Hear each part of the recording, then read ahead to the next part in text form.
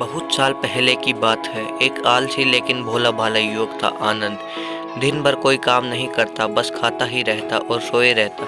घर वालों ने कहा चले जाओ, निकलो घर से, कोई काम धाम करते नहीं हो, बस पड़े रहते हो। वह घर से निकलकर यूं ही भटकते हुए एक आश्रम पहुंचा। वहां उसने देखा कि एक गुरुजी हैं, उनके शिष्य कोई काम नहीं करते, बस मंदिर की पूजा करते हैं।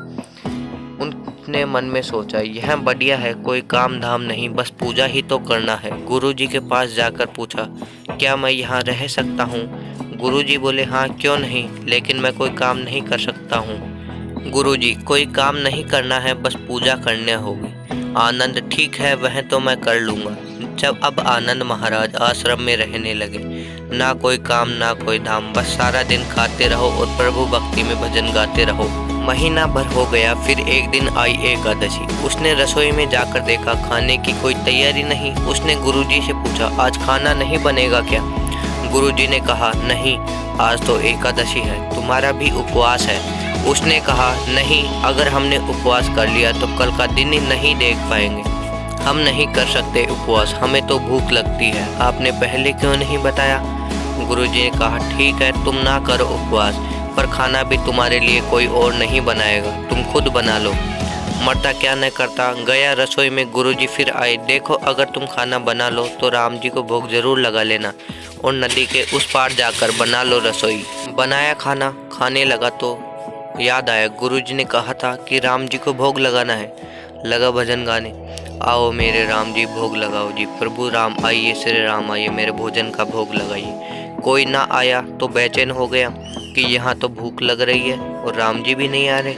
भोला मानस जानता नहीं था कि प्रभु साक्षात तो आएंगे नहीं, पर गुरुजी की बात मानना जरूरी है। उसने कहा, देखो प्रभु राम जी, मैं समझ गया कि आप क्यों नहीं आ रहे हो। मैंने रूखा सूखा बनाया है और आपको तरमाल खाने की आदत है, इसलिए नहीं आ रहे। तो सुनो प्रभु, आज वहाँ भी कुछ नहीं बना है, सबको एकादशी है, खाना हो तो यह भोग ही खा लो। श्री राम अपने भक्त की सरलता पर बड़े मुस्कुराए और माता सीता के साथ प्रकट हो गए। यह देखकर वह बहुत राजी हुआ और लगा उनको भोजन खिलाने। तभी वहाँ पर गुरुजी आ पहुँचे। यह देखकर गुरुजी बोले, आनंद, तुम किसको भोजन खिला रहे हो? मुझे तो तुम्हारे सिवा यहाँ और कोई दिखाई नहीं दे रहा। तभी आनंद महाराज बोले, एक तो कितनी मेहनत से मैंने खाना बनाया और ऊपर से गुरुजी को भी नहीं दिखाई दे रहे, ये क्या दुविधा है? यह देखकर आनंद श्री राम से बोले कि हे प्रभु, आप इनको क्यों नहीं दिख रहे? तभी उसने प्रभु श्री राम ने कहा कि वो तुम्हारी तरह सरल नहीं है, मैं केवल उन्हीं को दिखूंगा जो कि मेरे तरह सरल हो।